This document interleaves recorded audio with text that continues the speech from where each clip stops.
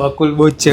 જે વિદ્યાર્થીઓ ધોરણ 10 ની અંદર છે અને જેને ડર લાગે છે ગણિતનો, પાસ થવાના બે ફાફા હોય એવા વિદ્યાર્થીઓ માટે ભાઈ ખાસ 7મું એક ચેપ્ટર છે યામ ભૂમિતિ, જે 11 માર્ક્સનું આ વખતની બોર્ડની પરીક્ષામાં પૂછાવાનું છે અને એના આઈએમપી દાખલા મારી પાસે છે. 2 માર્ક્સના 2 દાખલા પૂછાશે, 3 માર્ક્સના 2 દાખલા પૂછાશે, ટોટલ 10 માર્ક્સ, 1 માર્કનો ઓબ્જેક્ટિવ. અહીંયા આવી જાઓ, ચોપડીમાં સીધા ટીક કરી લો. જો ડાયરેક્ટ જ તમને ટેક્સ્ટબુકની અંદર જ બતાવી દઉં છું એનસીઈઆરટીની. તમે સૌથી પહેલા જોશો તો ઉદાહરણ નંબર 1 એને ખાસ ટીક કરી લેજો, બરાબર. ત્યારબાદ તમે જોશો ઉદાહરણ 2 અને 3 ને જવા દો, પણ ઉદાહરણ નંબર 4 અગત્યનું છે તો એને બી તમારે ખાસ તૈયાર કરવાનું છે.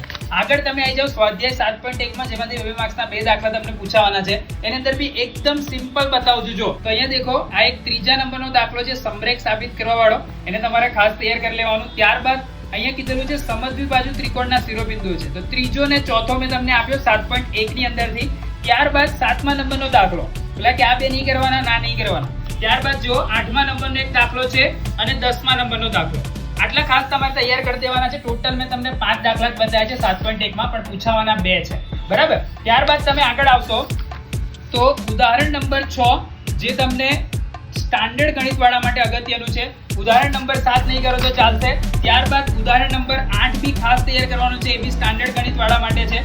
ત્યારબાદ ઉદાહરણ નંબર 10 આ દરેક માટે છે, સ્ટાન્ડર્ડ બેઝિક બંને માટે. તો આ દાખલો દરેકે ખાસ તૈયાર કરી લેવાનો.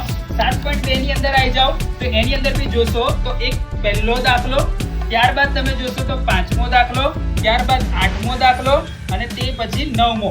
આટલા જ દાખલા પર ખાસ તમારે નજર રાખવાની છે. તો મેં તમને ફક્ત 14 જ દાખલા આપેલા છે, જેની અંદર તમારા 7મા ચેપ્ટરના 11 માર્ક્સ છુપાયેલા છે. તો ફટાફટ એને તૈયારી કરી લો. આ રીલને સેવ કરી દો, તમારા મિત્રો જોડે શેર કરી લો અને તમારી ગણિતની તૈયારીને બુસ્ટ કરી દો.